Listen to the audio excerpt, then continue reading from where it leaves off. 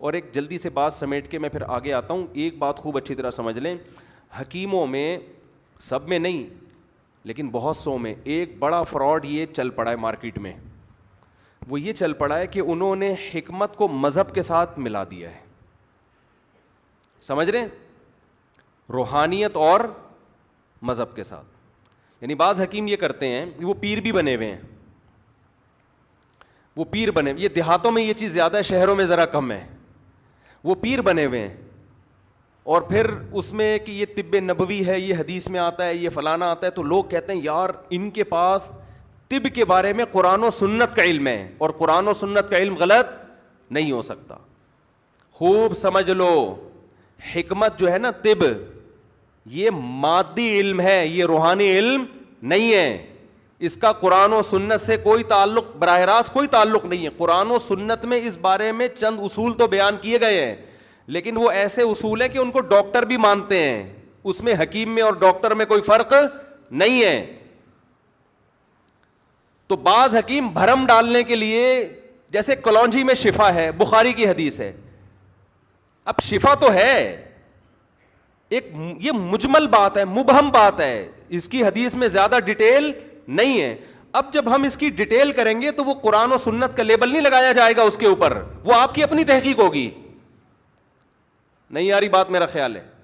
دیکھو قرآن میں آتا ہے شہد شفا ہے, بس یہ مبہم بات ہے, مجمل بات ہے, اس کی ڈیٹیل قرآن و سنت نے بیان بولتے کیوں نہیں کی ہے.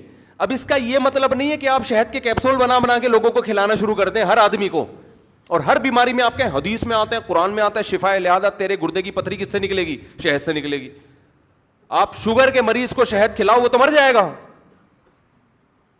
تو بیڑا غرق ہو جائے گا اس کا. حد سے زیادہ شہد کھلاؤ گے الٹی ہو جائے گی, بدہضمی ہو جائے گی اس کو, اور 10 بیماریاں پیدا ہو سکتی ہیں, ویٹ بڑھے گا. کوئی کہتا ہے شہد سے ویٹ نہیں بڑھتا, جو وہ کارب ہے بھائی, وہ تو جب زیادہ پیو گے ویٹ بڑھے گا, موشن لگ سکتے ہیں, کچھ بھی ہو سکتا ہے. تو یہ جو قرآن میں آتا ہے شفا ہے, بس قرآن نے ایک میسج دے دیا ہے کہ شفا ہے. اس کے اندر کس کے لیے ہے, کتنی مقدار میں ہے, کس بیماری میں کیسے کھانا ہے, اس کی قرآن و حدیث میں کوئی ڈیٹیل نہیں ملتی. اب اگر کوئی حکیم ڈاکٹر کہے گا کہ نہار منہ کھانے کا یہ فائدہ, کھانے کے بعد کھانے کا یہ فائدہ, اس جو مزید تحقیق ہوگی اس پہ قرآن و سنت کا لیبل یا طب نبوی کے نام سے لیبل نہیں لگے گا. یہ آپ کی اپنی تحقیق ہے, صحیح بھی ہو سکتی ہے اور غلط بھی. سمجھ میں آ رہی ہے بات؟ اب آپ لوگوں کو جب دوا بنا کے شہد کی بنا کے دیں گے اور کوئی کھائے اور اس کو فائدہ ہو جائے, تو آپ یہ نہیں کہ قرآن و سنت کی روشنی میں فائدہ ہوا ہے, آپ بولیں بھائی میری تحقیق تھی, فائدہ ہو گیا, اور نقصان بھی ہو سکتا تھا, بہتوں کو ہو بھی جاتا ہے. سنا مکھی ایک جڑی بوٹی ہے نا, اس کا پاؤڈر بنا کے حدیث میں آتا ہے اس میں بھی شفا ہے, تو اس میں بھی ایک خاص نوعیت کی شفا ہے, لیکن یہ حدیث بھی مبہم ہے. بس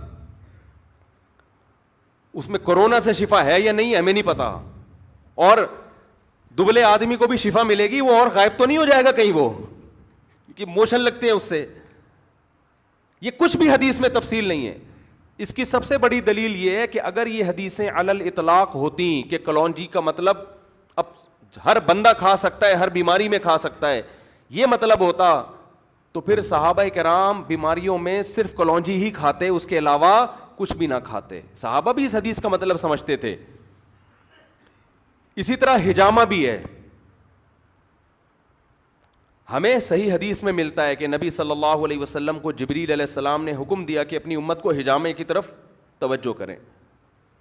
پھر نبی سے بھی ثابت ہے آپ مہینے میں ایک دفعہ دونوں کندھوں کے درمیان میں حجامہ کروایا کرتے تھے. تو حجامے میں شفا ہے, بس یہ بھی مجمل بات ہے, مبہم بات ہے, اس کی ڈیٹیل ہمیں حدیث میں نہیں ملتی. اور ہر کلیے سے, قاعدے سے کچھ لوگ مستثنا ہوتے ہیں. سمجھ میں آ رہی ہے بات؟ دیکھو روٹی میں طاقت ہے یا نہیں ہے, مجھے بتاؤ. گندم میں طاقت ہے نا, ساری دنیا کے حکیم ڈاکٹر کہیں گے بھائی گندم میں کیا ہے, طاقت ہے. تو کیا ہر ایک کے لیے؟ بخار کا مریض تو روٹی کھائے گا تو, یا انڈے میں طاقت ہے. بخار کے مریض کو عام طور پہ تجربہ ہے کہ گنڈا کھانے سے مزید بیمار ہو جاتا ہے. وہ بعض لوگوں کا معدہ گندم ہضم ہی نہیں کر پاتا. تو آپ کہیں گے بھی جنرلی ایک اصول ہے, لیکن کوئی بھی دنیا میں اصول 100% کامل نہیں ہوتا کہ ہر ایک پر اپلائی کیا جا سکے. تو کلونجی میں ہر بیماری سے شفا ہے, یہ نبی نے بتا دیا. کس طرح ہے, کس شخص کو کھلانی ہے, کتنی مقدار میں کھلانی ہے, کیا چیز ملا کے کھلانی ہے, یہ تمام چیزیں تحقیق طلب ہیں. تو جب ان چیزوں پہ تحقیق ہوگی تو اس تحقیق کی نسبت حدیث کی طرف نہیں کی جائے گی, اس تحقیق کی نسبت اس شخص کی طرف کی جائے گی جس کی اپنی تحقیق ہے. وہ یہ نہ کہے کہ میں طب نبوی سے علاج کرا رہا ہوں, وہ یہ کہے میں اپنی تحقیق سے علاج کرا رہا ہوں. صحیح بھی ہو سکتا ہے, غلط بھی ہو سکتا ہے. سمجھ رہے ہو کہ نہیں سمجھ رہے ہو؟ تو یہ بھی ایک مادی علم ہے. ایک حکیم آئے تھے 2-4 دن پہلے کوئٹہ سے, انہوں نے کہا کہ یہاں پورے بلوچستان میں یہی شروع کر دیا حکیموں نے, اس پہ روحانیت کے لیبل لگائے ہوئے ہیں اور نبی کا طب, نبی کی وہ سنت کا وہ لیبل لگا دیا اس کے اوپر.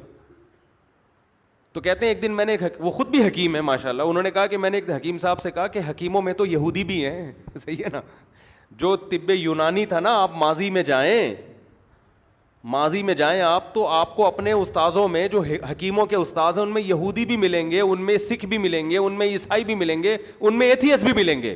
یہ تو ایک دیکھو میڈیکل سائنس, ایک تو یہ جو ترقی جو ہوئی ہے, ایک میڈیکل سائنس ہے جڑی بوٹیوں پہ, تو ہے تو یہ بھی میڈیکل سائنس نا. تو اس لیے اس میں روحانیت کا یہ خواہ میں اس کو قرآن و سنت کا لیبل لگا کے آپ لوگوں کو مذہب سے دور نہ کریں. بعض دفعہ نقصان ہوتا ہے, لوگ کہتے ہیں یار میں نے تو طب نبوی کی اور فائدہ نہیں ہوا, مجھے نقصان ہو گیا. تو جو جتنا ہے اس کو اتنا ہی بولو, رہنے دیں, ٹھیک ہے نا. تو نبی صحابہ نے بھی ان حدیثوں کا یہ مطلب نہیں سمجھا تھا, تو آج سمجھایا جا رہا ہے. اور ان میں اکثر حدیثیں ضعیف اور من گھڑت بھی ہوتی ہیں. ایک صاحب حدیث بیان کر رہے تھے کہ نبی صلی اللہ علیہ وسلم نے صحابہ کو کہا کہ انجیر کھاؤ تو اس سے گھٹنوں کا درد ختم ہوگا. ایسی کوئی حدیث نہیں ہے, سمجھتے ہو.